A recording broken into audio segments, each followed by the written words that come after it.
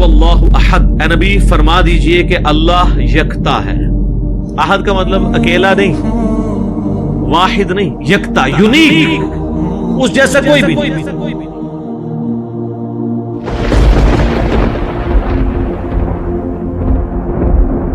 اللہ الصمد، وہ بے نیاز ہے۔ یہ تو ہم اس کا بالمفہوم ترجمہ کرتے ہیں، اصل اس کا ترجمہ یہ کہ سب کا پشت پناہ وہ ہے، سب کے پیچھے وہ ہے، سب کا سہارا وہ ہے، اس کا سہارا کوئی نہیں ہے۔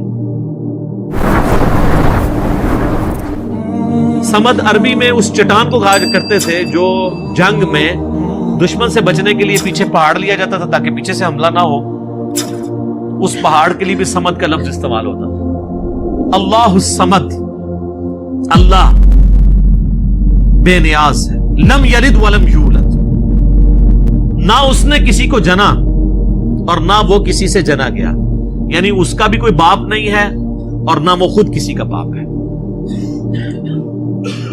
اللہ تعالی جو ہے وہ ہمیشہ سے، اس پہ میرا یوٹیوب پہ کلپ بھی ہے، Who created God، اللہ کو کس نے پیدا کیا، تو اس میں نے ٹیکنیکلی میتھمیٹیکلی اس چیز کو ڈسکس کیا کہ اگر for the sake of argument یہ مان لیا جائے کہ ہر چیز کا کوئی خالق ہے تو خدا کا بھی کوئی خالق ہوگا، حالانکہ یہ ڈیفینیشن غلط ہے۔ خالق کی ڈیفینیشن یہی ہے کہ جس کا کوئی خالق نہ ہو، اگر اس کا کوئی خالق ہوا پھر خالق نہ ہوا ہو تو مخلوق ہوئی۔ اللہ مخلوق نہیں ہے، اللہ خالق ہے۔ تو میں نے اس میں ٹیکنیکلی بتایا تھا کہ اگر for the sake of argument یہ بات مان لی جائے کہ اگر کسی ہر چیز کا کوئی کریٹر ہے تو اللہ کا کوئی کریٹر ہوگا، تو پھر جو اللہ کا کریٹر ہے اس کا بھی کوئی کریٹر ہوگا، اور پھر جو وہ کریٹر ہے اس کا بھی کوئی کریٹر ہوگا، تو کیا یہ ایکویشن کہیں پہ رک سکتی ہے؟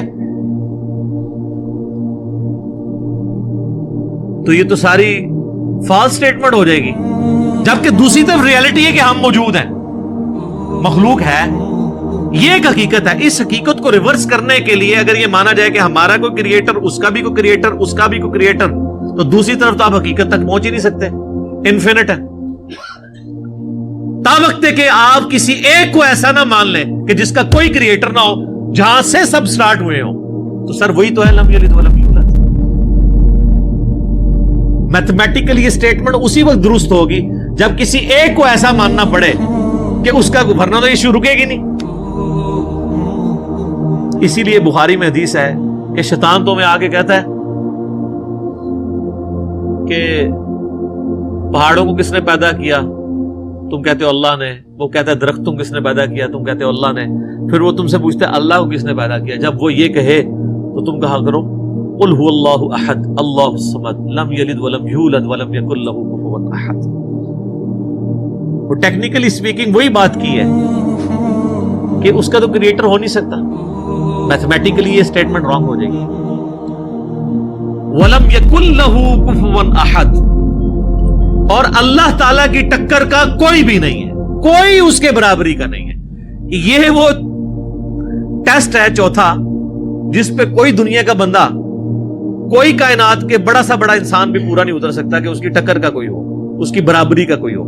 کوئی کتنا بھی بڑا ہو مخلوق ہوگا، مخلوق ہے تو اس کے ساتھ نیند جڑی بھی ہوگی، مخلوق ہے تو اس کے ساتھ کھانے پینے کا محتاج ہوگا، مخلوق ہے تو وہ پیشاب کا محتاج ہوگا، اور سب سے بڑی محتاجی کہ اسے موت آ جائے گی، اور اللہ کو موت نہیں آتی۔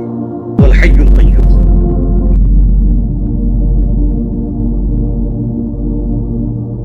وہ خود سے زندہ ہے اور ہر چیز کو تھامنے والا ہے۔